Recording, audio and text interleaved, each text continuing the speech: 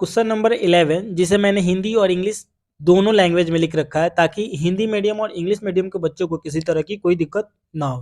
तो बढ़ते हैं हम क्वेश्चन नंबर 11 की ओर। कह रहा है a TV tower stands vertically on a bank of a canal from a point on the other bank directly opposite the tower.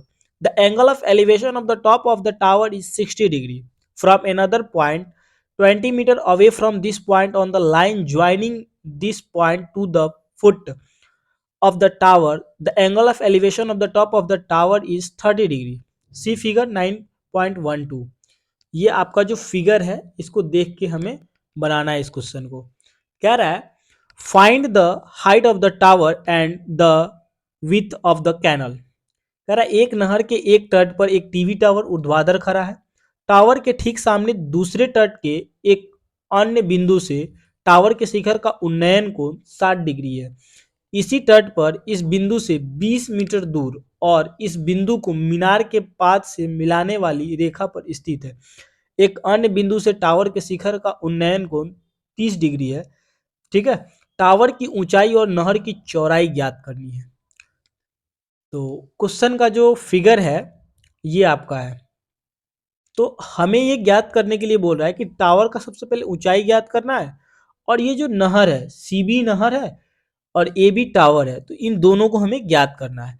तो क्वेश्चन में कह रहा है हमें सबसे पहले हम लिख लेते हैं कि ए बी क्या है। ए बी आपका टावर है, यानी कि ये जो आपका ए बी है वो क्या है, टावर है। और जो सी बी है वो क्या है, सी बी नहर है। नहर की क्या है, चौड़ाई है। चौड़ाई किसकी, नहर की चौड़ाई। ठीक है।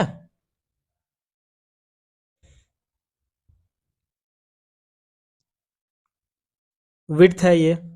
तो डीसी जो है वो क्या है, दिया हुआ है हमें। डीसी कितना दिया हुआ है आपको, 20 मीटर दिया हुआ है। और डीसी क्या है, ये आपकी जो डीसी जो है आपके तट से 20 मीटर दूरी एक बिंदु है। ठीक है। तो हमें क्या ज्ञात करना है, ए बी और सी बी ज्ञात करना है। ठीक है। तो यहां देखिए ये समकोण त्रिभुज बन रहा है डी बी ए और एक समकोण त्रिभुज बन रहा है ए बी सी। तो हम यहां लिखेंगे, क्या लिखेंगे, त्रिभुज ए बी सी तथा इंग्लिश मीडियम वाले एंड लिखिएगा त्रिभुज ए बी डी क्या है, समकोण त्रिभुज है। समकोण त्रिभुज है। ठीक है। यानी कि दो समकोण त्रिभुज बन रहे हैं यहां। इंग्लिश में लिख लीजिएगा right angle triangle.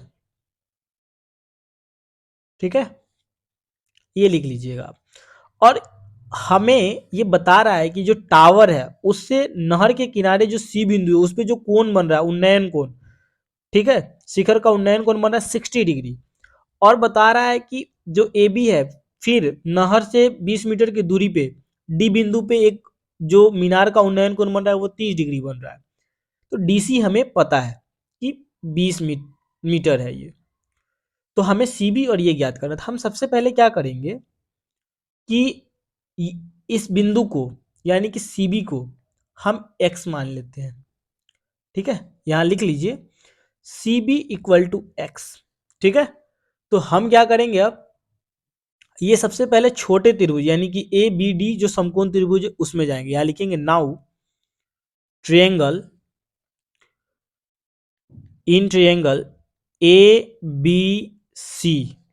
Hindi medium वाले लिखिएगा त्रिभुज ए बी सी में। ठीक है। तो देखिए अगर इस कोण की बात की जा रही तो इस कोण के सामने का भुजा ये क्या हो जाएगा, पी का काम करेगा। और ये तो पता है कि समकोण के सामने का जो भुजा होता है एच होता है, यानी कि बड़े त्रिभुज के लिए ये ए डी भुजा आपका कर्ण हो जाएगा, हाइपोटेनस हो जाएगा। और छोटे के लिए छोटे त्रिभुज यानी कि ए बी सी के लिए क्या हो जाएगा, ए सी हो जाएगा, कर्ण का काम करेगा, एच का ये काम करेगा।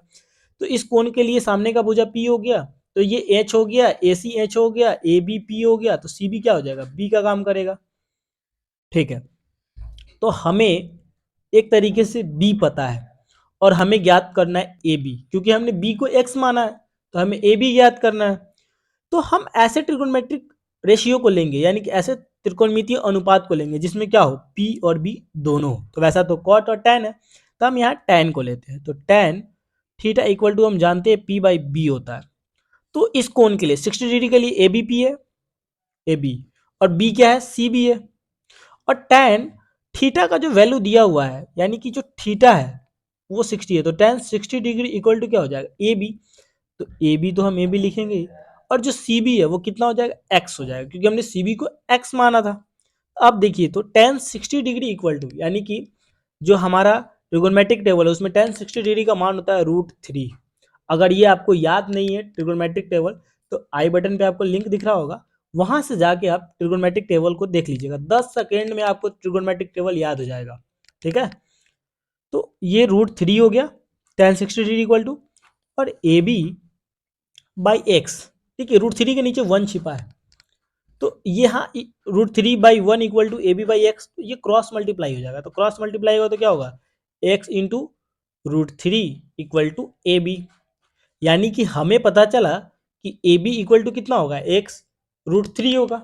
ठीक है, अब हम दूसरे समकोण त्रिभुज यानी कि इन ट्रिएंगल किस त्रिभुज में जाएंगे, ए बी डी में।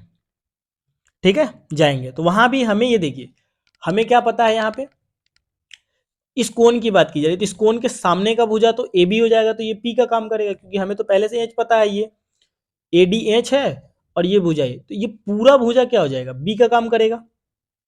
ठीक है, बी का काम करेगा, डी बी। तो हमें यहां भी तो डी बी ज्ञात करना है, तो D B equal to B हो जाएगा, बी यानी कि ये है आपका। तो अब हम क्या सोचेंगे कि ऐसे ट्रिगोनोमेट्रिक टेबल को ले जिसमें क्या हो, पी और बी दोनों हो, तो वैसा कौन सा है, tan थीटा या cot थीटा, दोनों में से किसी एक को यूज करेंगे। तो हम यहाँ tan थीटा को लेते हैं। तो tan थीटा इक्वल टू, तो p क्या है, ए बी है, ए बी बाई आपका डी बी क्या है, डी बी। अब एक चीज ये देखिए कि हमें ए बी इक्वल टू ये मिला है, इसे अगर समीकरण 1 हम मान लेते हैं, तो ए बी इक्वल टू हमें क्या मिला था, x√3 मिला था।